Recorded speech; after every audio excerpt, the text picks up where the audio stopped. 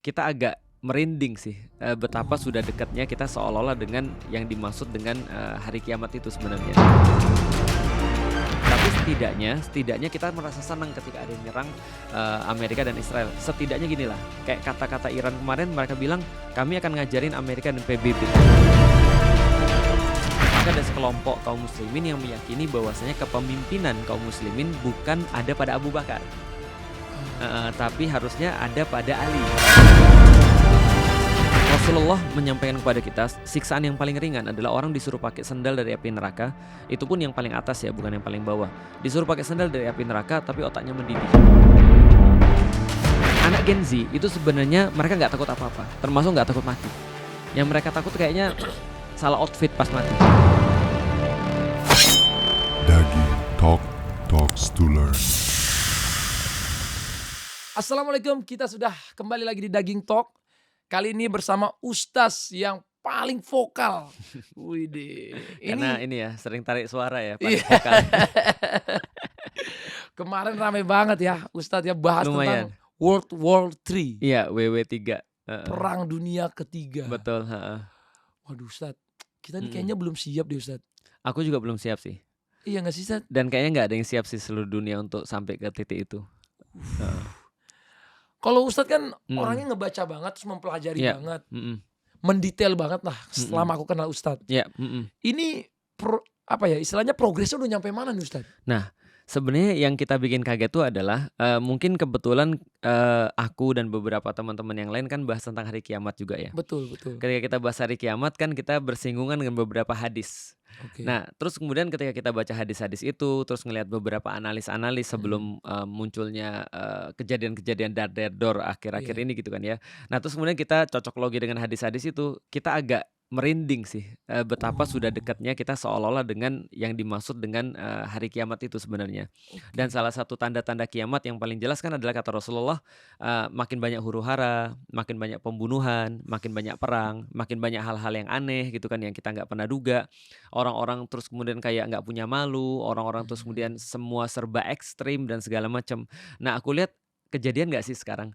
Karena kalau kita lihat misalnya ya, sebelum kejadian semua ini aja, Presiden Amerika tuh udah bener-bener kacau banget, udah ngomongnya sembarangan banget.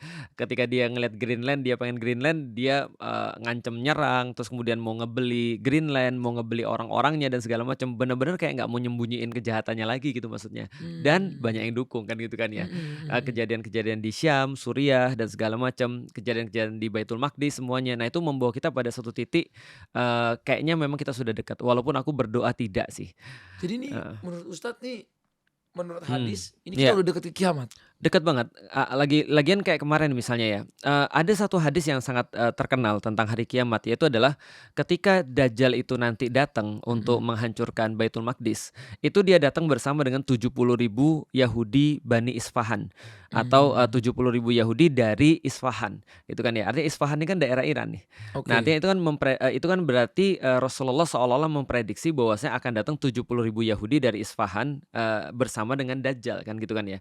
Nah, pertanyaan kita waktu dulu adalah kok bisa 70.000 Yahudi Bani Isfahan? Memang benar banyak orang-orang Yahudi sebelum terjadinya semua ini di daerah Iran. Tapi 70.000 itu terlalu banyak. Tapi berita kemarin kan Israel ingin mengerahkan 70.000 personel kan untuk pergi ke Iran kan untuk ground attack. Oh my God. Nah, artinya menurutku mungkin di sini Allah. nyambungnya. Orang-orang semua bilang, orang-orang muslim di seluruh dunia bilang gini, akhirnya ini menjadi make sense. Oke. Gitu, itu salah satunya aja dan banyak hadis-hadis yang lain. Kita banyak dengar cerita Ustadz. Karena Ya. sebelum hari kiamat itu akan ada Dajjal dan turunnya Nabi Isa. Betul, heeh. Berarti ini akan segera turun Nabi Isa. Nah, aku coba sambil satu hadis lagi ya yang juga Oke. bikin kita merinding.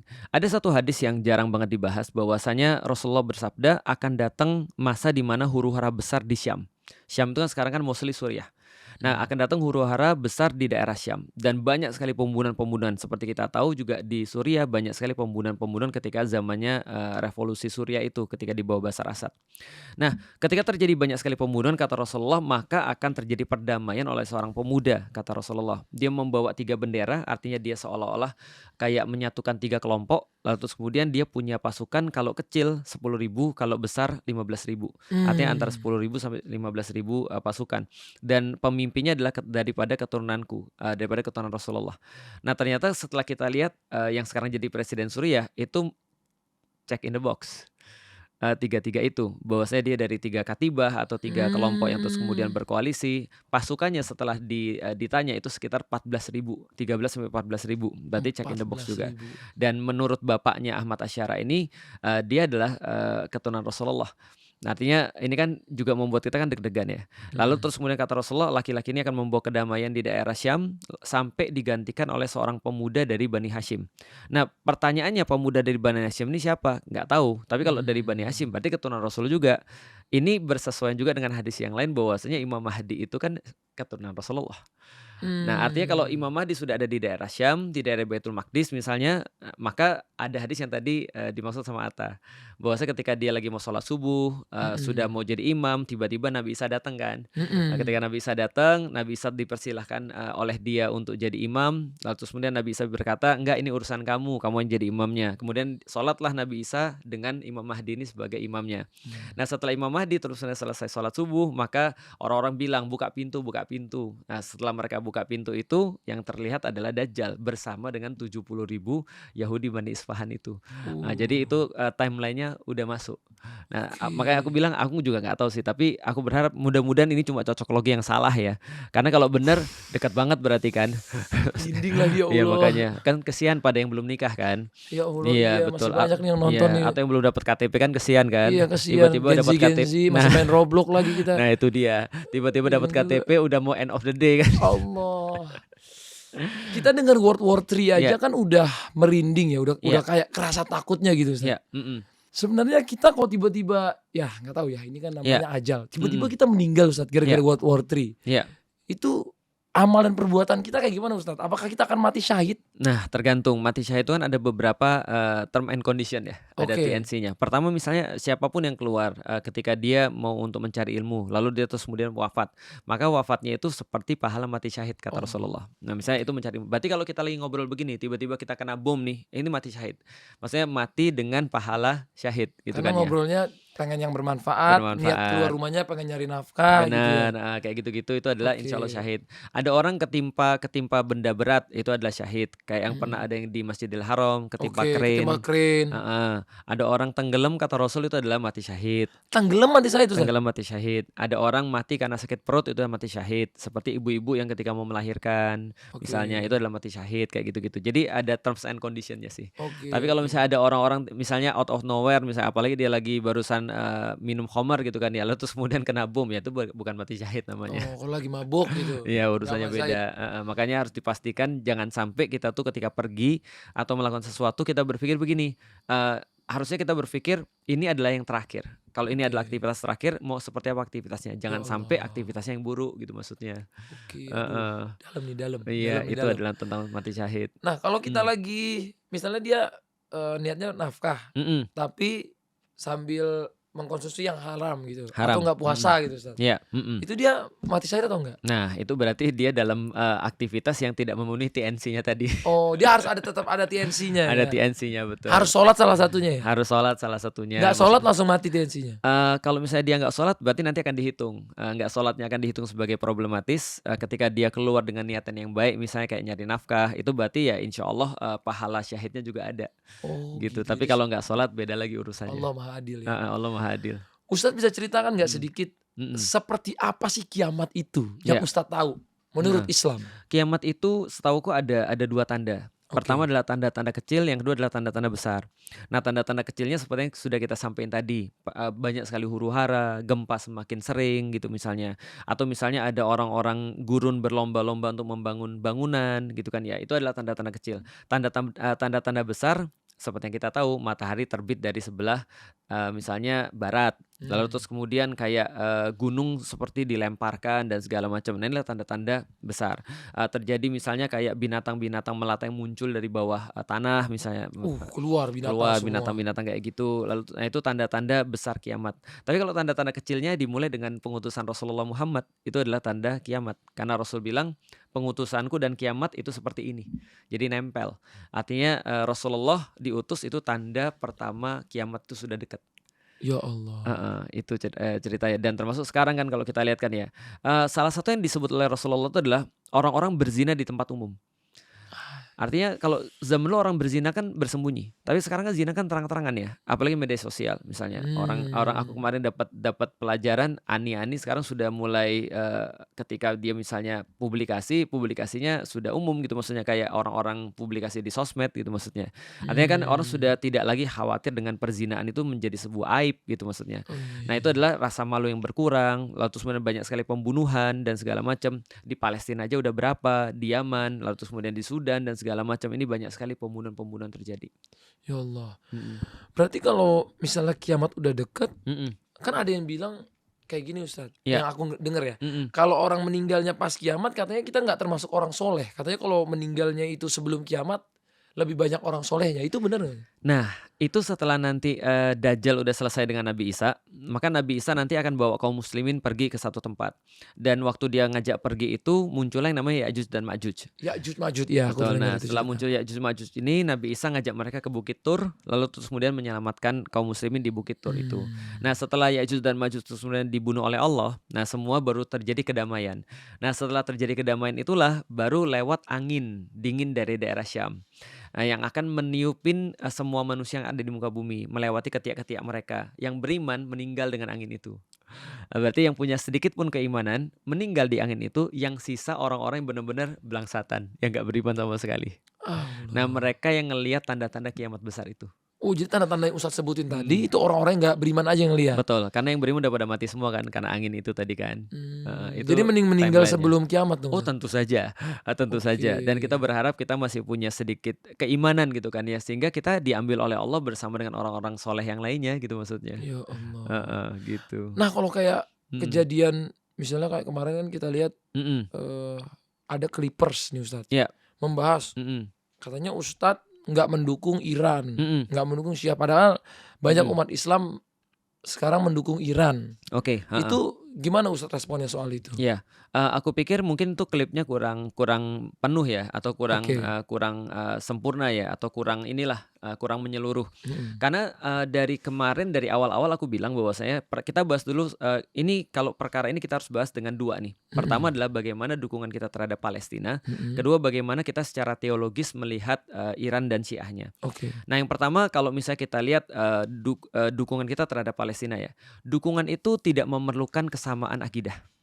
Nah, itu Oke. pertama dulu. Jadi dukungan itu tidak memerlukan kesamaan akidah. Contoh misalnya ya, sadar nggak sih, Mas Atta kalau seandainya sekarang itu yang banyak dukung Palestina justru bukan negara-negara muslim? Sadar nggak sih? Contoh Iya ya, ya. contoh London gitu ya, London, London, Amerika sendiri, Spain ya. Spain, Spain tuh Madrid sama Barcelona heeh, rame banget. Swedia, Swedia. bikin bikin ketika mereka bikin aksi itu gila-gilaan, Indonesia kecil juga banget. dong Ustadz. Indonesia sayang sekali, kecil banget aksinya. Itu Oh maka ya. aku bilang jauh banget ketika misalnya contoh kayak ketika mereka ada, sumut flotila kemarin ketika mereka ngumpul di Rafah, mereka nggak boleh masuk sama tentara-tentara muslim loh dan Mhm. polisi-polisi muslim yang ada di Mesir misalnya. Itu sampai ada orang dari Irlandia nangis kan, seorang dokter cowok gitu kan, dia nangis, "Tolonglah kami diperbolehkan untuk bisa pergi ke tempat saudara kalian. Biar kami bisa mengantarkan makanan kepada saudara kalian. Dan ini ya kami cuma pengen nganterin mereka makanan bukan yang lain. Tolonglah kami, Bukan mau diperbolehkan." perang, bukan mau Bukan mau apa, perang, nggak bawa senjata nggak juga. bawa senjata. Mereka itu kan kita sampai nangis ya. Kenapa? Mhm. Kok bisa mereka yang tidak satu akidah ternyata dukung Palestina, itu kan ya. Nah, dari titik ini kita harus tahu bahwasanya aku secara pribadi ketika ada LGBT pun, dukung Palestina, aku juga seneng ketika LGBT dukung Palestina. Bukan berarti aku Mmm. setuju dengan LGBT-nya. Karena banyak juga kan LGBT yang dukung Banyak Palestina. banget gitu Iya kan ya, dan bener. bahkan kita pernah satu forum gitu kan ya. Iya Kita pernah iya satu iya. forum dengan LGBT, dengan ateis, dengan Wa orang-orang Kristen. Walaupun nggak Heeh, setuju sama mhm, LGBT, betul, tapi heeh. kalau melihat mereka mendukung tuh kita kayak, Terharu Malu. juga gitu ya? Malu dan terharu. Nah, Iya. apalagi Iran dan Syiahnya. Artinya ketika contoh misalnya ya, seperti saat ini, hanya Iran ketika yang mampu untuk melawan hegemoni Amerika, melawan dengan senjata-senjata yang proper gitu kan ya, melawan dengan senjata-senjata yang pas sehingga menimbulkan juga kerugian dari pihak Amerika dan Israel, itu tidak boleh kita nggak seneng. Kenapa? Karena Mmm. secara dukungan terhadap Palestina, berarti ini adalah bagian cara untuk bersolidaritas terhadap Palestina. Dengan kata lain, ketika misalnya Iran menyerang mereka, itu kan berarti kan mereka kan lagi relief kan ya. Artinya Amerika dan Israel tidak fokus kepada Palestina kan, mereka Heeh. fokus kepada Iran kan sekarang kan ya. Iya iya. Walaupun memang masih ada kejahatan-kejahatan perang yang terjadi di Gaza dan juga di West Bank ya. Tapi setidaknya kita merasa senang ketika ada yang nyerang Amerika dan Israel. Setidaknya ginilah, kayak kata-kata Iran kemarin mereka bilang, "Kami akan ngajarin Amerika dan PBB tentang yang harus mereka tahu," gitu maksudnya. Artinya bahwa kalian Mmm. nggak bisa semena-mena gitu maksudnya, kalian nggak bisa zolim untuk, ke orang-orang lain. Nah, jadi ini yang pertama nih. Nah, beda lagi dengan sikap kita terhadap Iran dan Syiah secara teologis. Nah, kalau Mmm. kita summarize, dukungan kita terhadap, Iran itu adalah ketika dalam dukungan terhadap Palestina, dalam bingkai itu. Tapi secara teologis tentu aku mengatakan bahwasanya aku tidak, sepakat dengan apa yang mereka yakini, yaitu adalah dengan, keyakinan Syiahnya mereka. Seperti itu sih sebenarnya. Oke. Heeh. Nah, kalau kita ngomong-ngomong soal Syiah nih Ustadz ya, Oke, mhm, mungkin banyak yang masih bingung Ustadz, tentu, yang nonton. mhm. Apalagi penontonku kan nih milenial sama Gen Z. Iya iya iya. Sebenarnya Syiah itu apa sih Ustadz? Syiah dari makna bahasa artinya adalah kelompok. Jadi Oke. kalau misalnya nama lengkapnya adalah Syiatul Ali atau, kelompoknya Ali, yaitu adalah Oke. Imam Ali, beliau adalah, mantu daripada Rasulullah Muhammad SAW. Sallallahu alaihi Nah, wasallam. ceritanya Syiah ini muncul adalah ketika pasca Rasulullah wafat. Maka ada sekelompok kaum muslimin yang meyakini bahwasanya kepemimpinan kaum muslimin bukan ada pada Abu Bakar. Heeh, Oke. tapi harusnya ada pada Ali, karena Ali adalah keluarganya Rasul. Jadi orang istilahnya ini nggak setuju lah. Nggak setuju. Artinya Oke. dia punya satu hadis yang dia tafsirkan bahwasanya Ali harusnya adalah pemimpin menggantikan Rasulullah, bukan Abu Bakar. Mmm. Nah, artinya kita bisa mendapatkan satu, pengetahuan paling dasar bahwasanya Syiah itu awalnya adalah cabang politik daripada kaum muslimin. Dan ini nggak ada masalah, cabang politik ini nggak ada masalah. Dia Oke. pengen Ali yang jadi pemimpin sementara, kaum muslimin memilih Abu Bakar. Abu Bakar. Nah, ini adalah awal-awalnya, perbedaan antara Syiah dan Sunni itu tidak lain selain daripada politikal aja. Sama kayak misalnya, Mas Atta punya pilihan presiden yang berbeda Mmm. misalnya dengan orang lain Mhm misalnya. Nah, mhm. itu nggak ada masalah, boleh-boleh aja kan. Ada yang memilih misalnya Prabowo, ada Mmm. yang memilih misalnya Anies, ada yang Mhm milih misalnya Ganjar gitu mhm. kan ketika ketika, pilpres yang lalu, itu normal-normal aja tidak menjadikan kita bukan Indonesia kan. Oke, Kita semua betul. tetap Indonesia Tetap kan. Indonesia. Betul. Nah, itu adalah yang pertama tuh politikal. Oke. Tapi lama-lama Syiah ini berubah menjadi problematika fikih. Jadi setelah dari politikal, Mmm. imam-imamnya mereka berbeda, lalu terus mengartikan, ayat-ayat Al-Quran dengan cara mereka sendiri atau dengan formula mereka sendiri. Maka ada yang namanya Syiah secara fikih berbeda dengan Sunni, dan ini pun masih boleh, nggak ada masalah. Oke.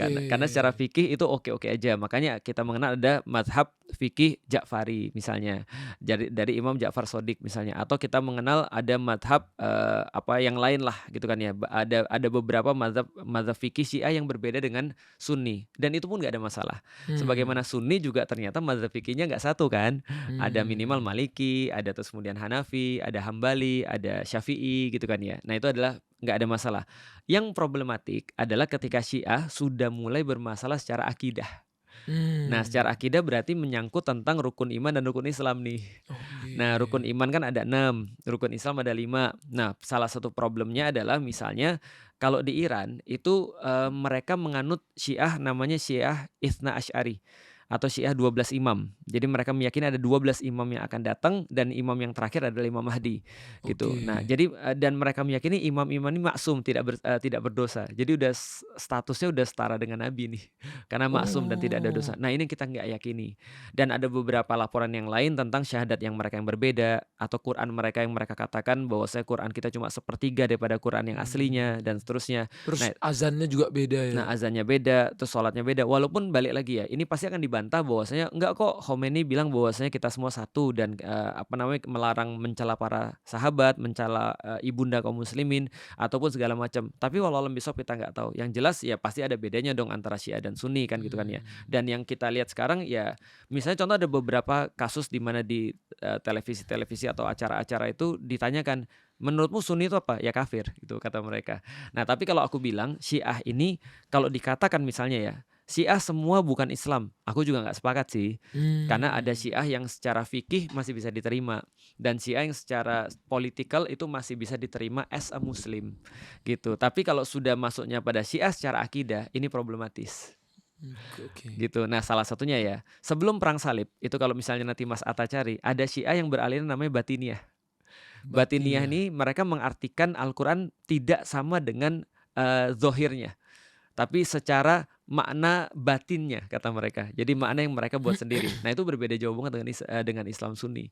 Artinya balik lagi kalau secara teologis kita harus memilah lagi. Kalau misalnya Syiahnya sampai dalam tahapan misalnya hanya politikal atau hanya fikih, that's okay. Tapi kalau sudah sampai pada akidah, nah berarti mereka bukan Muslim.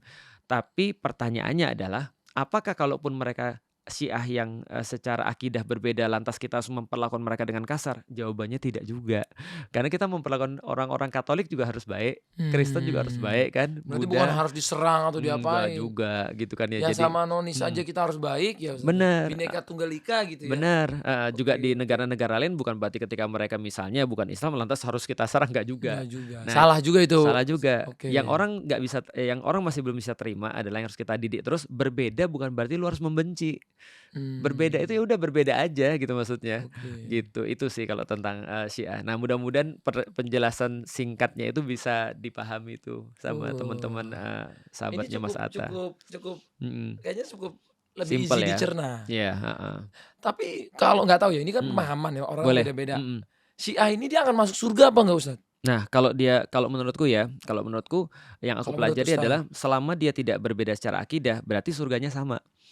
Nah, yang bahaya Heeh. kalau secara akidahnya. Secara akidah sudah berbeda. Misalnya tadi meyakini bahwasanya imam-imam tuh maksum seperti Oke. seperti Rasulullah. Kalau maksum tuh berarti nggak punya dosa tuh.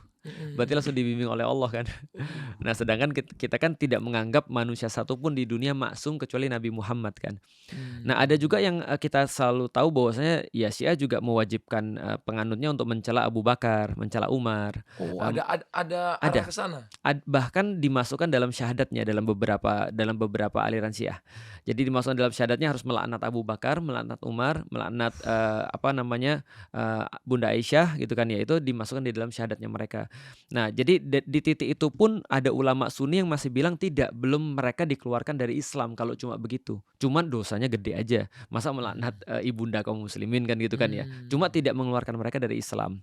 Tapi kalau sudah masuk ke akidah tadi, misalnya rukun iman dan rukun Islam tadi, nah itu bermasalah. Berarti ya aku tidak bisa menggolongkan mereka menjadi muslim sebenarnya gitu. Jadi kalau surga nerakanya ya tadilah jawabannya itu. Iya, penggolongan muslim tuh gampang banget sih sebenarnya. Asal sama rukun iman, sama rukun Islam dia muslim. Meskipun ya, misalnya dia tidak sholat karena males, tetap Oke. muslim. Karena iman sama Heeh. rukun iman sama rukun Islamnya sama. Sama Yang misalnya. 5 sama 6 itu Iya, ya. sengaco-ngaconya orang. Asal 5 sama 6 itu tetap sama, mereka tetap punya hak sebagai seorang muslim.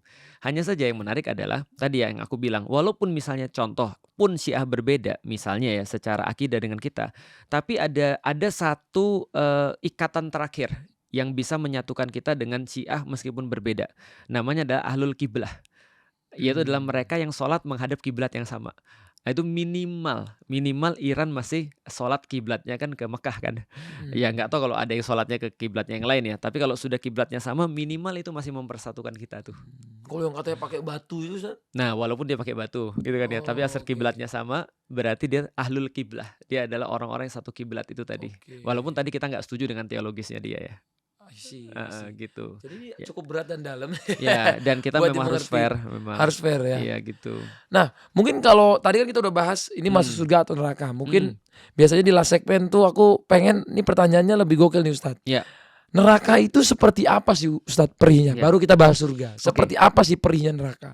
Neraka itu Rasulullah menyampaikan kepada kita siksaan yang paling ringan adalah orang disuruh pakai sendal dari api neraka. Itu pun yang paling atas ya, bukan yang paling bawah. Disuruh pakai sendal dari api neraka tapi otaknya mendidih. Allah. Itu Tapi yang paling ringan. paling ringan. Tapi aku tahu. Jadi gini, Atta pernah nggak dipijit massage, Dipijit refleksi. massage ya, refleksi pernah. Kaki kiri misalnya duluan ya. Pas kaki kiri kan sakit banget rasanya kan ya. Tapi kita bilang gini, harusnya pindah aja ke kaki kanan dulu tuh. Karena kita merasa kaki kanan masih bisa nahan. Ternyata pas kaki kanan itu lebih sakit lagi ternyata daripada kaki kiri. Yang aku pengen bilang adalah sakit itu kadang-kadang nggak bisa dibayangin kecuali oleh orang yang ngalamin. Paham gak sih maksudnya? Kita mungkin gak akan pernah tahu seperti apa sakitnya neraka. Tapi aku bisa untuk nganterin pengantarnya. Oke gini deh. Kalau misalnya contoh kayak gini ya. Jangankan neraka ya. Neraka udah jelas next level lah. Tapi kita bahas sakaratul maut dulu aja. Katanya Rasulullah, sakaratul maut itu seperti orang memasukkan batang berduri, pohon berduri ke tenggorokan, lalu ditarik. Tapi kita mungkin juga gak akan pernah tahu kan ya seperti apa kan. Karena ditarik ruhnya ya. Oke, aku nganterin nih sekarang, coba ya. Gini deh. Ini tanganku ini luka dari 5-6 tahun yang lalu. Pas pandemi nih tanganku luka nih. Nah, ketika luka ini pas aku lagi mau motong, waktu itu aku lagi mau bertani, aku lagi mau motong turus pakai silet, kebelah. Ini kebelah, ini copot nih keluar nih. Sampai saya kayak gini nih. Itu rasanya sakit banget. Aku hampir mau pingsan waktu itu karena kehilangan darah banyak. Karena kehilangan darah banyak banget. Ya Allah. Nah, hampir mau pingsan waktu itu dan sakitnya luar biasa. Dan semenjak itu aku sulit mau ngapa-ngapain, mau pergi ke WC sulit, mau mandi sulit, mau cebok sulit dan segala macam. Dan sakitnya aku masih ingat sampai dengan sekarang sakitnya seperti apa. Sakitnya. Oke, bayangin ya Tak ya. Kita semua ini kan ada ruh ya. Kita semua ini ada ruh dan coba Atta nanti lihat orang mati, itu nggak ada ruhnya tuh. Tubuhnya mulai membiru, terus kemudian nggak bisa ngapa-ngapain lagi, nggak bisa bergerak, nggak ada regenerasi lagi. Tapi selama kita masih ada ruh ya Tak ya, kita potong kuku, dia tumbuh lagi, itu tandanya kita masih ada ruh. Paham ya? Ini aku luka terus sembuh lagi, ini ada ruh. Coba bayangin gini ya. Bayangin ya. Tanganku andaikan tanganku ya dipotong nih, tes, lepas. Yang ini masih bisa tumbuh kan? Yang ini kira-kira gimana? Busuk kan? Busuk, udah busuk, biru, busuk, lama-lama hancur. Ya hilang kan? Karena ruhnya hilang. Bayangin ya, sakitnya kita ketika kita kepotong segitu, itu cuma hilang ruh segini doang. Hilang ruh segini doang sakit. Kebayang gak ruhnya semua hilang seperti apa? Nah itu cara nganterinnya tuh. Tapi neraka itu kan pertama neraka sakitnya udah next level, udah nggak bisa kita bayangin. Yang kedua adalah sebenarnya neraka tuh bukan itu yang aku takut. Yang aku takut neraka tuh adalah khalidina fiha. Selama-lamanya itu yang aku takut tuh. Walaupun ukuran antara dunia dan akhirat beda, tapi Atta pernah kebayang gak sih kita disuruh melakukan sesuatu terus menerus? Selama-lamanya. Jangankan yang gak enak ya, yang enak aja jadi gak enak loh. Anggaplah kita di ruangan ini tapi selama-lamanya, ini aja kita udah stres ya. Udah stres. Belum disiksa ya? Belum disiksa. Ya bayangin aku makan mie misalnya, mie yang paling aku suka selama-lamanya. Itu juga jadi gak enak kan, malah jadi beban banget kan, apalagi di neraka. Nah itu adalah neraka tuh siksaannya menurutku yang paling parah sih yang selama-lamanya itu sih. Aku gak bisa bayangin. Jangankan siksaannya ya, selama-lamanya aku udah gak bisa bayangin.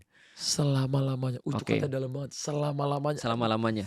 Kadang-kadang Al-Quran bilang bukan hanya selama-lamanya, tapi pakai kata-kata yang lebih menarik lagi. Labithina fiha ahqoba, berada di neraka bergenerasi-generasi. Itu sama selama-lama juga. Tapi kenapa Allah pakai generasi-generasi? Jadi gini deh. Lebih tersiksa yang mana Atta nih? Satu, Atta tahu bahwasanya seumur hidup sampai mati di dunia nih, kita nggak usah bahas akhirat ya. Seumur hidup di dunia Atta nggak akan keluar dari ruangan ini, atau Atta dikasih tahu, kamu di ruangan ini sampai sebulan ke depan, nanti kita lihat sebulan lagi gimana. Atta punya harapan kan? Sebulan ke depan. Oh sebulan ke depan kayaknya aku bisa keluar. Bisa keluar. Tiba-tiba terus kemudian pas hari terakhir dia bilang, kamu di sini sebulan lagi, nanti kita lihat lagi seperti apa. Lebih sakit kan ya? Lebih sakit karena ter-PHP nih. Karena punya expectation. Ekspektasinya. Nah Allah dalam beberapa ayat mengatakan di dalam Al-Quran, salah satu siksaan terbesar adalah ekspektasi kita bisa keluar. Ya Allah. Padahal sebenarnya di sana bergenerasi-generasi. Jadi emang kita beranak juga Ustaz di neraka itu? Enggak.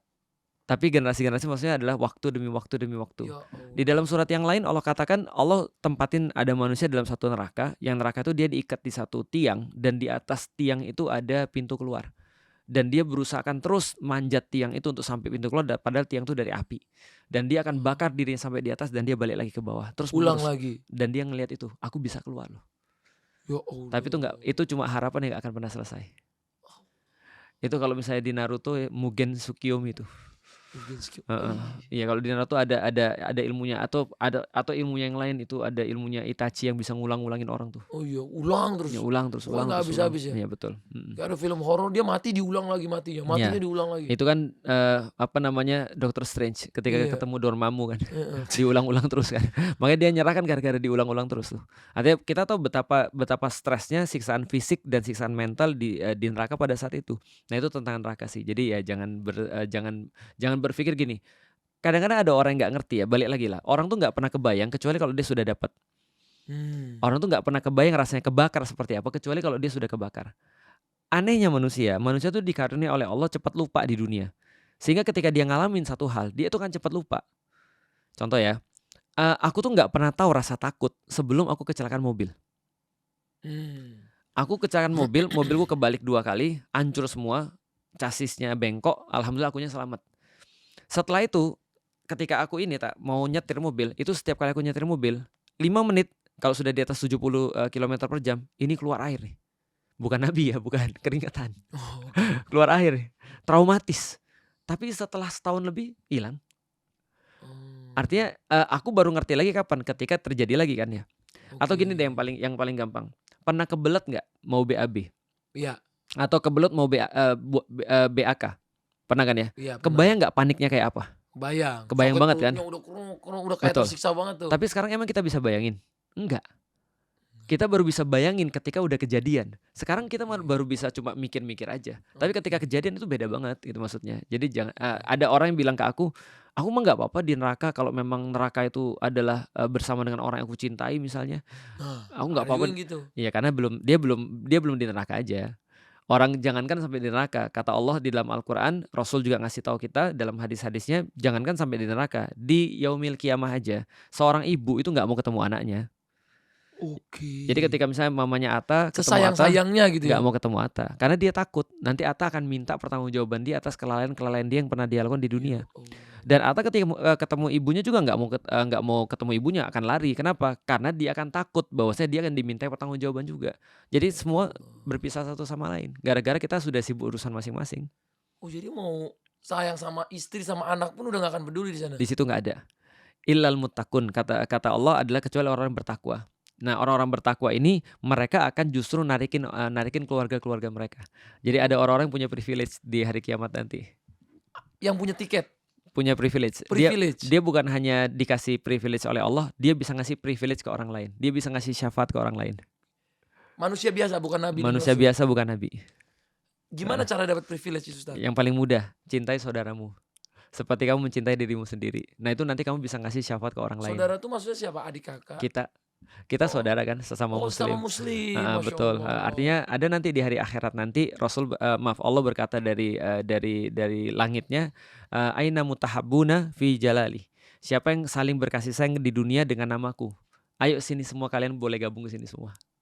Maka contoh misalnya aku secara pribadi ketika aku bilang aku pernah berkasih sayang dengan orang-orang di dunia, ya Allah nggak ketemu mereka. Kenapa mereka nggak ada di sini? Allah bilang sama malaikat misalnya, coba cari dulu di neraka tuh. Nanti kalau sudah dapat diambil dari neraka terus ditempatin ke surga gara-gara sahabatnya ini. Ya Allah, Nah itu yang pertama yang paling gampang. Yang kedua orang syahid. Orang syahid punya kalau nggak salah 70 tiket kepada keluarganya ataupun siapapun orang-orang yang dia mau pilih. 70 tiket Ustaz? 70 tiket orang syahid. Berarti kalau kita ngeliat orang baik kita temenan aja sama dia ya? Tentu itu dia tuh. Itu pentingnya. Biar privilege ya soalnya. Benar. Dengan sama Ustadz Felix kita harus deket-deket guys. Oh banyak. Ada. Kalau aku kan kayaknya aku pesimis deh kayaknya. Mungkin aku yang harus ditarik kayaknya itu. Tawadu emang harus gitu guys. Tapi emang 70 Ustaz. 70. Banyak juga ya. Banyak. Kalau nggak salah baca 70 tiket. Tapi ada bagi orang-orang yang syahid itu ada tiket yang bisa diberikan pada orang lain. Tapi nggak tahu dia bakal kepikiran kita apa enggak. Nah, walaupun adik kita sendiri belum tahu juga kan Ustaz. Iya. Tapi intinya semua pendakwa itu akan mikirin orang lain. Kan ada di dalam surat Yasin kan. Ada pendakwa yang diinjek-injek sampai mati sama orang-orang yang injek dia. Itu pun dia ingat orang yang injeknya. Dan dia pengen andaikan aku dulu bisa nyadarin mereka. Mungkin mereka dapat seperti yang aku dapat gitu maksudnya. Nah, dari para pendakwah itu juga pasti mikirin orang-orang yang lain. Yaitu yang paling mudah ya berkasih sayang. Yang kedua adalah tadi menjadi orang yang syahid gitu kan ya.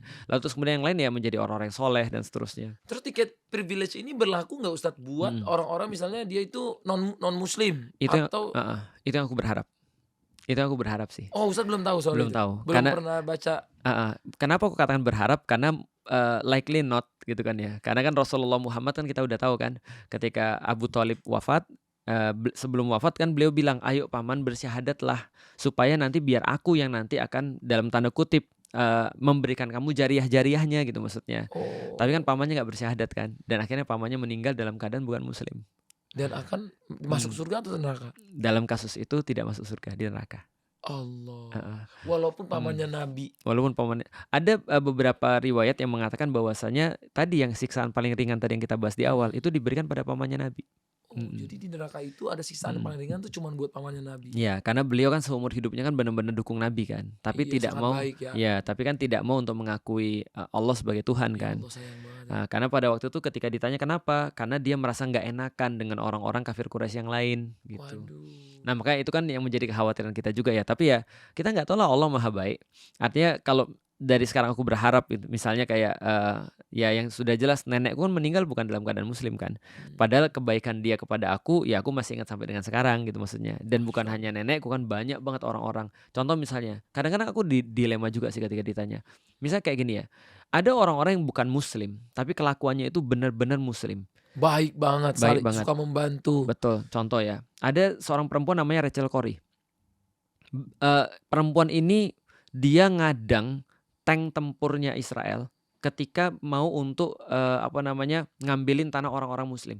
Padahal dia bukan orang muslim, dia orang Amerika. Ya Allah. Nah, ketika dia ngalangin tank tempur itu, dia digiles sama tank, meninggal. Astagfirullah. Dalam pikiranku, ini udah memenuhi semuanya muslim sih, dan aku pikir Allah pasti Maha Baik. Tapi ada kelakuan-kelakuan orang-orang muslim, pakaiannya kayak muslim, namanya muslim, tapi kelakuannya lebih parah daripada Zionis, Ya Allah. ya kan? Itu lebih Artinya dalam lagi. artinya menurutku, Allah pastinya adil sih. Orang-orang kayak gini akan dapat, Hadiah yang perhitungannya, dan orang yang kayak gini tadi tidak akan dapat hadiahnya.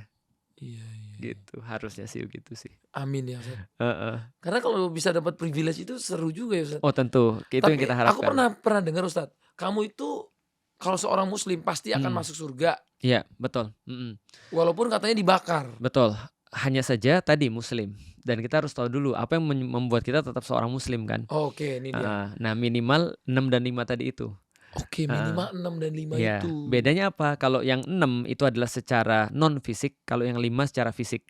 Kalau yang 6 tadi beriman, Ya, beriman yang pada Allah, Allah, Rasul, Rasul, kitab-kitab, kitab-kitab, malaikat, malaikat, hari hari kiamat, kiamat, qada wal qadar qadar. dan Nah, qadar. itu adalah non fisik. Oke, itu non fisik. Kalau yang fisik, syahadat, Syahadat, sholat, sholat, zakat, zakat, puasa, puasa. haji.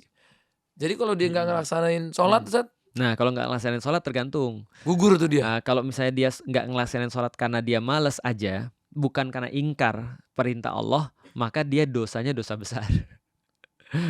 Karena Gitu. males. Karena males. Tapi Berarti tidak males sholat tuh dosa besar banget ya. dosa besar, tapi tidak sampai murtad. Oke, Heeh, nggak murtad. betul. Tapi kalau andaikan misalnya dia sholat, dia misalnya meninggalkan sholat karena nggak yakin itu adalah perintah Allah, gitu kan ya, meremehkan perintah Allah. Enggak, ini bukan perintah Allah, muslim gak usah sholat, berarti dia sudah murtad.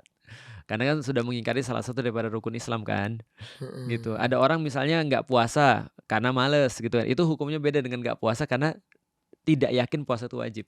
Oke. Ada orang nggak mau bayar zakat misalnya karena dia misalnya pelit, itu dosa besar juga. Tapi kalau ada orang yang nggak mau bayar zakat seperti zamannya Abu Bakar, maka diperangi kan karena sudah murtad. Oh. Gitu Jadi ceritanya. kalau dia udah nggak akan masuk surga tuh. Enggak, karena sudah murtad. Jadi 5 rukun Islam sama 6 rukun iman, Iman itu itu yang harus dijaga. dijaga. Iya, selama itu kita masih muslim. Selama itu kita masih muslim, kita Iya. akan masuk surga walaupun kita Insya banyak Allah. buat dosa. Iya, insya Allah. Gitu. Karena Oke. keyakinan itu penting. Tapi kita akan dibakar dulu dong Ustaz di neraka. Iya, kita akan Karena kesalahan kita. diselesaikan semua kesalahan-kesalahannya. Jumlahnya berapa tahunnya ada? Enggak tahu. Tergantung Jangan berharap. Kalau aku sih bilang pokoknya jangan berharap. Artinya don't even think kalau menurutku sih. Artinya Don't even think. iya betul, don't even think. Karena menurutku sih kita harus fokus gimana caranya masuk surga. Kalau orang Indonesia yang masih boleh diambil adalah ya udahlah masuk surga walaupun terasnya. Itu oke lah tuh. Tapi jangan sampai masuk neraka. Karena ada cerita tuh orang-orang yang masuk neraka dan terakhir kali sebelum pintu surga ditutup dia diambil untuk sebenarnya masuk ke surga. Itu ada tuh. Tapi masuk neraka dulu. Nah, itu kan nggak seru tuh.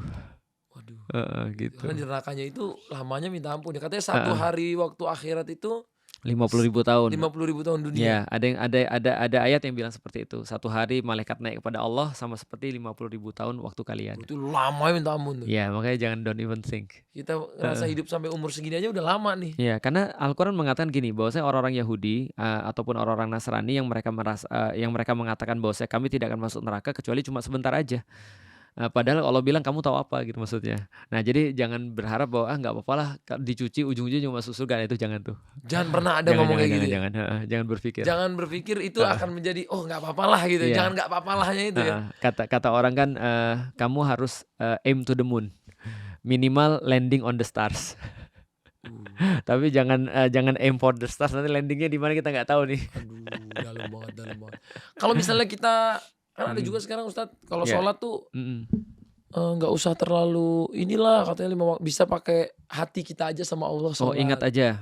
Ingat aja atau pakai hembusan nafas gitu-gitu. Aku pernah dengar juga tuh Ustadz. Kita bilang sama dia bahwasanya orang yang paling beriman di atas muka bumi itu adalah Nabi Muhammad. Tapi Nabi Muhammad nggak pernah ingat doang sama Allah.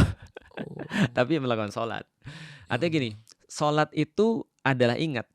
Tapi ingat belum tentu sholat. Nah, makanya kalau kamu pengen ingat dengan cara yang Allah ridhoi, ya sholat. Contoh kayak gini deh. Atta punya karyawan. Atta bilang sama karyawannya, bro, gini ya, aku mau pergi dulu dari jam 9 sampai jam 5, kerjain 5 tugas ini ya. Nanti laporin ke aku jam 5. Jam 5 Atta datang, tanya, gimana udah selesai belum kerjaannya? Dia bilang, alhamdulillah, 15 gue kerjain, bukan 5. Hah, serius lu 15? Serius gue 15. Ternyata 15 yang dikerjain tuh gak ada 5 yang di sini yang disuruh. Kira-kira Atta ridho atau enggak? Ya, yang disuruhnya apa kerjain apa. Betul. Nah, sholat itu adalah salah satu yang dikerjain dan Rasulullah itu dijamin masuk surga dan sholatnya sampai kakinya bengkak. Ya Allah. Kita belum tentu dijamin masuk surga, gitu kan ya. Masa terus kemudian sholatnya kita bilang kita ganti dengan ingat, gitu kan ya. Sholat tuh esensinya ingat, puasa itu esensinya menahan, zakat tuh esensinya menyucikan. Terus dia nggak mau melakukan. Nah, pertanyaannya yang lebih ngerti agama dia atau Nabi Muhammad kan gitu. Ya Allah, dalam banget. Aduh. Ada orang yang datang pada Rasulullah 3 orang.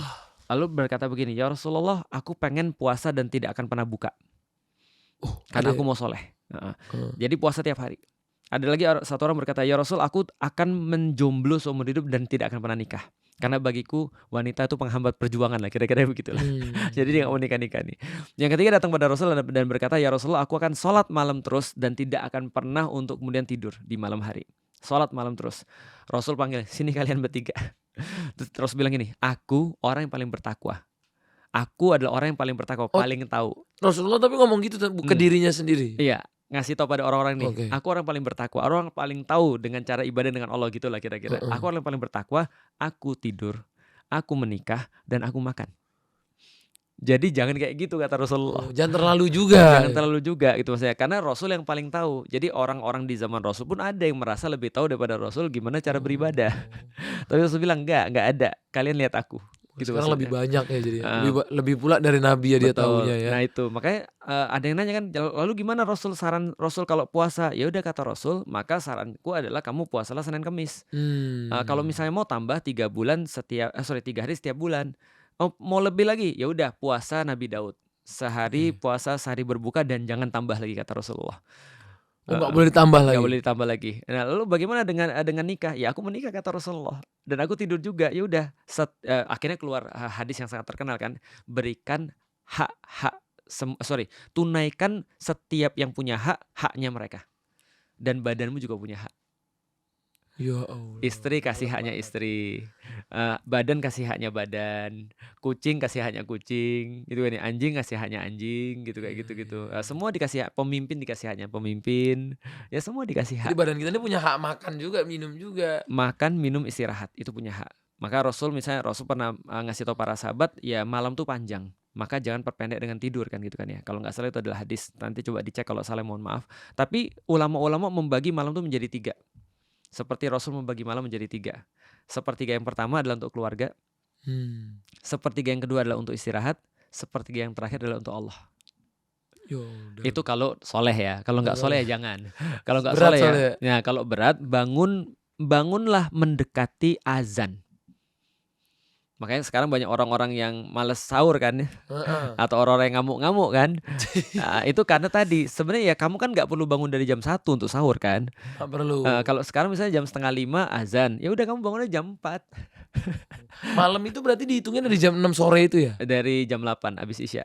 Oh itu dihitungnya Iya malam. malam. Berarti jam 8 sampai jam 11 waktu sama keluarga. ya terus tidur. 11 tidur. Sampai jam 3, jam setengah Tapi 4. waktu tidurnya jadi nggak 7 jam Ustaz. Nggak usah 7 jam. Penelitian terbaru ternyata nggak perlu 7 jam. Oh iya berapa jam Ustaz? 3-4 jam tuh cukup. Buat Ad- sama manusia Iya, kan 3-4 jam. ada penelitian harus 7 jam kan. Mm-mm. Sekarang kalau nggak salah baca, kemarin aku baca tidak harus 7 jam. Kita tetap sehat. Tetap sehat, asal tadi ditambah tidur-tidur yang lain. Rasul mencontohkan tidur itu ada 3. Satu yang tidur yang makruh. Satu tidur yang haram, tidur yang makruh, dan tidur yang sunnah. Oke. Nah, tidur yang sunnah itu qailullah itu. Kailullah sebelum zuhur ya. Betul, sebelum zuhur ataupun Oke. sesudah zuhur sebentar. Sesudah zuhur tuh hitungannya Boleh, kailullah. qailullah tetap. Nah, dan itu adalah secara by riset itu digunakan oleh perusahaan-perusahaan besar. Oh makanya sekarang kayak di Google di mana itu ada nap ya. Ya, meningkatkan produktivitas berapa? 17 ataupun 60% aku lupa. Nanti Walaupun coba dicari tidur sejam sendiri. ya. Walaupun tidurnya cuma 5 menit. 5 menit. 5 Power menit nap. ya guys, karena 5 Iya. jam tidur siang Nah, jadi gak kerja. Itu bukan tidur, pingsan. Gak mau kerja bang, saya nap dulu. Nap keluar-keluar udah mau pulang. Betul. Nah, ada tidur-tidur yang makruh kan. Iya, Tidur makruh misalnya ba'da subuh itu Ba'da makruh, asar. ba'da asar itu makruh. Gak haram kan Ustaz? Nggak haram gitu. Tapi makruh. Makruh. Ada tidur yang haram. Kalau misalnya dia melalaikan ibadah itu tidurnya haram. Oh lu. Sholat gak sholat ya Ustaz ya? Itu. Jadi misalnya zuhur ke asar, dilewatin Iya. tuh keburu asar. Nah, itu tidurnya haram tuh.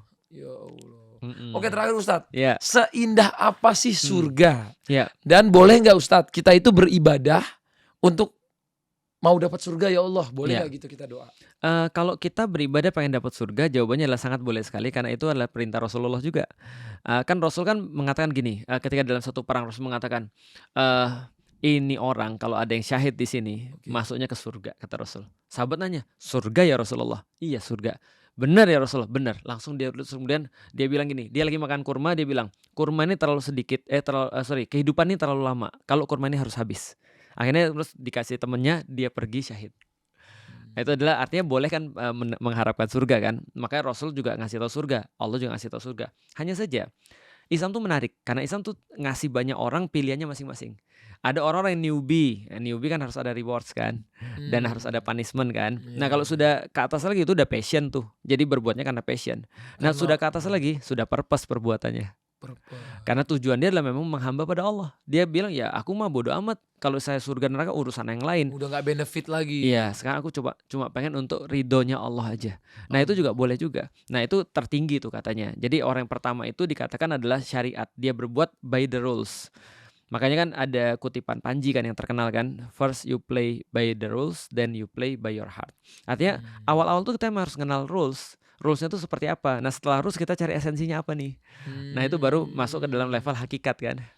Nah setelah itu masuk dalam level makrifat. Nah setelah kita tahu rulesnya, kita tahu esensinya, kita tahu purpose-nya seperti apa.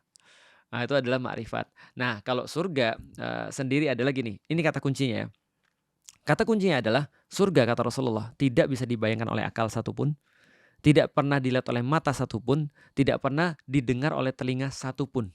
Jadi tidak ada satupun telinga yang pernah mendengar, tidak ada satupun mata yang pernah melihat, satu pasang pun mata yang pernah melihat, dan tidak ada satu pikiran pun yang mampu untuk bisa mendeskripsikan itu. Itu kata kuncinya. Artinya gini deh, Atta ketemu dengan anak 6 tahun berbahasa Brazil di suku-suku Amazon yang di dalam-dalaman itu, yang benar-benar nggak bisa apa-apa dan mereka sama sekali nggak tersentuh teknologi. Sekarang aku bilang sama Atta tolong jelasin mereka tentang AI itu apa. Kira-kira gimana caranya? Pusing nggak? Lumayan pusing. Pusing kan? Pusing. Udahlah bahasanya beda, mereka nggak tahu teknologi, Iya. dan terus kemudian segala macamnya berbeda. Beda. Kita harus menyederhanakan dimensi. banget kan, beda dimensi. Iya. Allah menyederhanakan surga itu buat kita, itu kayak gitu. Jadi dengan yang kita tahu, makanya kita tahu apa? Atta misalnya sebagai seorang laki-laki, ya pasti sama kayak aku kan. Contoh ya aku tanya ya, ini contoh aja. Kalau Atta dikelilingi oleh cewek-cewek semua secantik, misalnya siapa cewek paling cantik menurut Atta? Istri saya Ustaz. Oh itu jawaban aman itu. Aman. Aman. Kalau aku misalnya ya, Oke. Bagiku cewek cantik tuh kayak Song Hye Kyo misalnya. Wih. Cantik kan? Cantik kan? Cantik, Nah, cantik. Atta misalnya dikelilingi 40 cewek seperti Song Hye Kyo mau nggak? Ini nggak dibahas tentang masalah ridho dan nggak ridho di dunia ya Iya, iya, sama iya. istri. Ini kalau di akhirat, Iya, ini mau. di surga. Mau kan? Iya, iya, Nah, iya, iyalah. berarti Allah itu menyederhanakan itu dengan kemauan kita. Apa kemauan kita yang paling tinggi? Perempuan. Bagi laki-laki kalau enggak apa? Harta, benda, kepemilikan dan segala macam, maka itu yang disediakan di surga. Karena itu yang masuk ke pikiran kita. Pikiran kita. Karena awalnya surga itu nggak bisa dijelasin sebenarnya. Oh. Ya, semua yang kita bayangin tentang surga, yakinlah itu bukan surga. Oh gitu. Karena Berarti lebih indah dari yang kita bayangin. Kan kata Rasul kan, surga nggak bisa dibayangin, surga nggak bisa untuk dicerna, nggak pernah bisa dilihat manusia dan nggak pernah bisa didengar oleh manusia. Oke. Berarti bukan yang semua yang kita bayangin. Saking nikmatnya di sana ya. Ustaz. Cuman harus ada dideskripsikan kan. Iya. Oke, menurut manusia yang bagus apa? Allah bilang Allah bilang di dalam Al-Qur'an ya udah bidadari Bidadari. yang kita senang kan ya. Misalnya contoh bidadarinya modelnya speknya seperti apa? Yang matanya gede, ya kan? Itu bidadari kan bermata besar. Apalagi misalnya berkulit halus, Iya. berpakaian sutra. Itu diceritain ya Ustaz dalam Quran? Diceritain. Masya Allah. Spek body juga diceritain. Spek body ada. Diceritain, ada. Kayak gimana Ustaz? Dikatakan di dalam Al-Qur'an itu bahwasanya spek bodinya bidadari itu adalah seperti tumit. Tumit. Pernah lihat tumit nggak? Tumit kaki Ustaz. Tumit kaki, Heeh. nonjol kan? Iya. Nah, tumit kaki nonjol. Heeh. Bedanya apa dengan manusia biasa? Manusia biasa itu ya, kalau dia pas masih muda itu kenceng. Tapi Oke. setelah dia makin tua, makin gak kenceng kan? Makanya. Nah, spek bidadari itu seperti tumit, kenceng terus. Uh. Paham gak sih maksudnya? Iya, Itu salah iya. satu spek yang disampaikan misalnya. Iya, Nah, iya. artinya ya itu yang kita ngerti, tapi itu tidak mewakili surga. Masih lebih lagi. Masih lebih lagi. Pokoknya apapun yang ada yang terindah yang kita pikirin itu lebih indah Iya, lagi. orang bilang gini kan, nggak boleh minum lagi khamar. Waduh, sayang banget. Ya udahlah, Bismillah demi Allah, khamarnya dipecahin sama mereka. Sampai waktu itu kan Madinah kan sampai penuh dengan khamar kan. Nah, Allah bilang apa? Nanti di surga ada sungai khamar. Gue berenang di khamar nih, gitu kan ya. Ada yang nggak suka, tapi gue nggak suka khamar. Sukamu apa? Susu. Ada sungai dari susu. Itu disebut juga kan Ustaz sungai Ada. dari susu dalam Quran ya? Dalam hadis. Dalam hadis ya? Jadi ada sungai dari susu, sungai dari khamar dan segala macam. Nah, semua ini adalah kenikmatan. Khamar alkohol Ustaz. Khamar alkohol. Itu ada sungai alkohol Ustaz. Ada. Jadi di surga kita boleh minum alkohol. Oh boleh. Silakan aja. Walaupun ada banyak yang lebih menarik daripada itu. Iya, Tapi, maksudnya kan alkohol iya, gitu. perwakilan di dunia kan. nggak boleh gitu kan. Aku aja di dunia nggak tertarik gitu kan. Iya, di surga dikasih gitu. Dikasih gitu kan ya. Nah, artinya ini adalah perwakilan aja. Nah, bagi perempuan menarik. Kalau bagi laki-laki mungkin tertingginya kenikmatan adalah perempuan, ya kan? Oke. Maka banyak orang tidak gagal ketika sama harta, tidak gagal ketika sama jabatan, tapi gagal ketika sama wanita, ya kan? Harta tahta wanita. Betul. Itu kan laki-laki. Kalau perempuan kira-kira apa godaan yang paling besar? Tas. Tas, bagus. Bagus. Bagus. Ada yang nanya. Ada perempuan yang nanya sama Oke. aku, nanti di surga aku dapat apa? Laki-lakinya berbidadari. Aku bilang kamu dapat gelas, kamu dapat perabot, kamu dapat pajangan-pajangan yang selama ini kamu pajang di rumah, Allah sediakan semua di situ. Gelas-gelas bercahaya, berikut pelayan-pelayan yang bawanya. Tapi kan kadang-kadang perempuan pada iri Ustaz. Mm-mm. Masa enak banget laki-laki di sana sama ceweknya bukan sama saya lagi gitu. Nah, Ustaz. makanya kita bilang itu cuma penggambaran aja. Nanti di Oh. surga apapun nggak akan seperti yang kita bayangkan. Iya, Kenikmatan itu udah beda lagi. Karena kalau bayanginnya kayak gitu perempuan jadi kok gitu. Bisa jadi Iya. istrinya yang jadi tambah cantik kan Ustaz. Oh tentu. Jadi istrinya nanti akan dijadiin kepala bidadari. Masya Allah. Oh jadi istrinya akan punya punya Bidadari-bidadari. lagi di bawah. Nah, dan dia bilang hari ini bidadari nggak usah ikut semua, biar aku sama suami bisa jadi.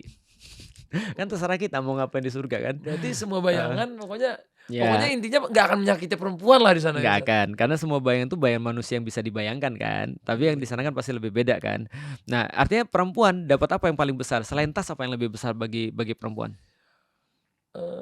Apa ya kalau perempuan? Yang dia sebut-sebut terus apa kira-kira? Yang dia seneng banget. Shopping Ustaz. Selain itu, ada yang lebih tinggi lagi. Pasti aku ngomong pasti kepikir. Berlian. Bukan. Oh, bukan. Rumah. Rumah. Perempuan itu di dalam Al-Quran, semua kata-kata rumah itu dinisbatkan pada perempuan. Oke. Karena perempuan itu paling suka rumah. Rumah.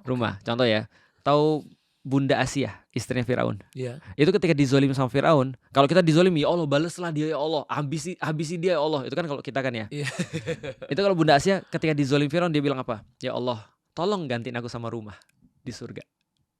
Dalam. Ketika Bunda Khadijah capek melayani Rasulullah, dihina, dibully gitu kan ya, melayani beliau dalam berdakwah. Apa kata Allah? Allah bilang pada malaikat Jibril, kasih tahu pada Bunda Khadijah, salam dari aku dan aku akan memberikan dia di surga rumah dari mutiara yang tidak ada kelelahan dan tidak ada kebisingan. Berarti rumah kan yang paling tinggi kan? Nah, berarti wanita dapat rumah. Kalau kita kayaknya numpang sama rumah-rumah wanita. Iya, kayaknya kita numpang rumah wanita kayaknya. Kan kita kan senangnya jalan-jalan kan. Bidadari yang Enggak, kita kan senangnya main-main ke tempat rumah orang tapi gitu. boleh Ustaz kayak gitu. Kita ibadah tapi goalsnya pengen bidadari, ada goalsnya pengen dapat mobil bagus, goalsnya pengen sama kayak anak-anak kecil kan. Kamu puasa belajar, ya, kamu puasa belajar. 10 Nah, papa kasih puasa 10 hari dapat mainan ya kamu boneka. Nah, gak ada masalah pembelajaran. Oke. Jadi itu gak ada masalah ya Ustaz? Gak ada masalah. Tapi bagi orang-orang sudah naik level ya masa dia harus Masa itu reward lagi terus gitu gitu kan ya, ya. Ya tapi gak ada masalah. Oke. Boleh- Jadi boleh ngejar aja. pahala ibadah tuh gak apa-apa? Boleh, gak ada masalah. Walaupun Bukan ujung-ujungnya mengurangi pahalanya atau apa? enggak, walaupun ujungnya kita masuk surga bukan karena pahala kita, tapi karena rahmatnya Allah. Heeh. Oke, terakhir Ustaz. Rahmat Allah gimana cara dapetinnya nih? Closing. Bagus Buat banget. anak muda. Bagus banget. Anak muda sekarang Iya. nonton nih, kalau sekalian closing, Mm-mm. bagaimana mendapatkan rahmat Allah tadi? Tau nggak? Itu jawaban daripada banyak orang yang nanya ke aku, gimana di dalam zaman huru hara kayak sekarang, perang dunia ketiga udah di depan mata gitu kan ya. Gimana? Apa yang menjadi yang harus terus kita siapkan? Jawabannya rahmat tadi. Pertama-tama gini ya, anak Gen Z itu sebenarnya mereka nggak takut apa-apa, termasuk nggak takut mati. Yang mereka takut kayaknya salah outfit pas mati. Nah, itu yang mereka takut kayaknya. Ya. Jadi mereka bilang nggak apa-apa lah perang dunia tiga, yang penting outfitnya jangan salah gitu maksudnya.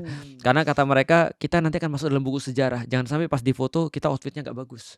Karena jadi presiden jelek bagi orang-orang berikutnya. Nah oke. Tapi yang harus kita minta banyak-banyak ketika dalam situasi ini adalah rahmah. Kenapa rahmah? Karena rahmah adalah permintaan orang-orang yang have no clue. Jadi kayak Ashabul Kahfi, apa yang dia katakan? Rabbana atina min ladunka rahmah wa hayyi lana min amrina rasyada. Berarti gimana cara kita dapat rahmah? Jawabannya sederhana, minta pada Allah. Minta pada Allah. Karena Allah memberikan rahmah kalau diminta. Ya Allah, aku lupa lagi setiap habis sholat berikan rahmatmu ya Allah, mesti gitu ya. Itu cara dapat rahmah dari Allah. Dan sering-sering meminta, dan rahmah itu akan menyelesaikan banyak hal. Ya Allah. Gitu. Jadi selain kita minta ampun, minta rezeki, minta rahmat itu ya. Semua dengan rahmah itu bertambah baik. Rahmanir-Rahim. Nabi Adam ketika terus kemudian bersalah pada Allah, dia kan Rabbana zalamna anfusana wa ilam taghfir lana wa tarhamna. Jadi ketika engkau tidak mengampuni kami dan memberikan kami rahmah, lanakunanna minal khasirin. Banyak banget kata-kata rahmah di dalam Al-Quran. Jadi semua orang-orang tuh ketika dicontohkan oleh Allah sendiri di dalam Al-Quran, mereka mintanya rahmah. Bahkan meminta rahmah sebelum ilmu. Atainahu rahmah wa hayyi lana min amrina rasyada. Tadi kan itu kan rahmah duluan baru petunjuk cara untuk kemudian dikeluarkan daripada permasalahan-permasalahan. Jadi rahmah itu lebih penting daripada solusi. Jadi Anda nggak harus minta solusi sama Allah, minta aja Allah, ya Allah, aku minta disayangi. Ya Allah, aku minta untuk dikasihi. Tapi rahmat ini datang ke orang yang sholat dan melakukan 5-6 tadi kan Ustaz? Atau Banyak. enggak, walaupun 5-6 ini enggak ada, tiba-tiba rahmat Allah turun, dia tetap bisa? Bisa. Oh loh. Bisa. Kasih sayang Allah pada orang-orang yang bukan muslim itu dimudahkan untuk mendapatkan hidayah. Itu rahmat. Itu rahmah. Asal dia minta. Rahmat atau rahmah? Rahmat sama. Sama rahmat. Nah, tapi rahmah ini juga biasanya digabungin dengan istighfar. Astagfirullahaladzim. Makanya tadi kan ya Rabbana zalamna anfusana wa ilam taghfir lana wa tarhamna lanakunanna minal khasirin. Nah, maka orang-orang ulama bilang gini, ada hacking untuk keluar dari masalah cepat. Pertama minta rahmah, yang kedua istighfar. Dan dua-duanya seringkali disambungin dalam satu waktu sebenarnya. Jadi istighfar sama rahmah itu sama dengan solusi. Makanya ketika sahur kan kita disuruh banyak istighfar kan. Makanya sayang banget tuh kalau ada orang-orang yang misalnya dia gak bangun sahur tuh. Karena itu waktu-waktu yang paling tepat untuk beristighfar pada Allah. Di dalam Al-Quran dikatakan wal mustaghfirina fil ashar. Dan orang-orang yang memohon ampun ketika sahur. Oh, itu waktu yang terbaik berarti. Waktu terbaik. Dan fil ashar ini selain waktu sahur juga dikatakan waktu asar. Jadi waktu asar bagus untuk minta ampun, waktu sahur bagus untuk minta ampun. Berarti kalau sambil sahur kita main PS salah ya Ustaz? Nah, ya sambil istighfar lah nggak apa-apa Oh kan. iya. Iya. Boleh juga Ustaz, Nggak jadi apa-apa, nggak ada masalah. Toh kan Iya. nggak dosa kan.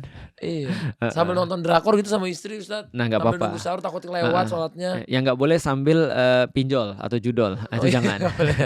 Kalau sambil yang penting nggak berdosa ya Ustaz ya. Iya betul. Yang penting istighfarnya jalan ya Ustaz. Iya benar. Masya Allah. Terima kasih Ustaz. Siap, Selalu insyaallah, menginspirasi. barakallahu fiik. Thank you. Sama-sama. Sehat selalu Ustaz, semakin sukses. Makasih sama-sama Mas Atta Semoga juga. nanti bukunya juga bukunya nggak pernah Amin. dibawa ke sini Ustaz. Aku tuh lupa terus, nanti aku bawa deh. Perasaan Mau ke belum sini taruh belum di pernah sini aku kasih ya. sekali-sekali. Belum Nanti aku pernah bawa. Ustaz. Nanti aku bawa insyaallah. Aku kirimin deh. Oke Ustaz. Mm-mm. Makasih banyak Ustaz. Sehat Sama-sama, selalu. makasih. Assalamualaikum warahmatullahi wabarakatuh. Waalaikumsalam warahmatullahi wabarakatuh.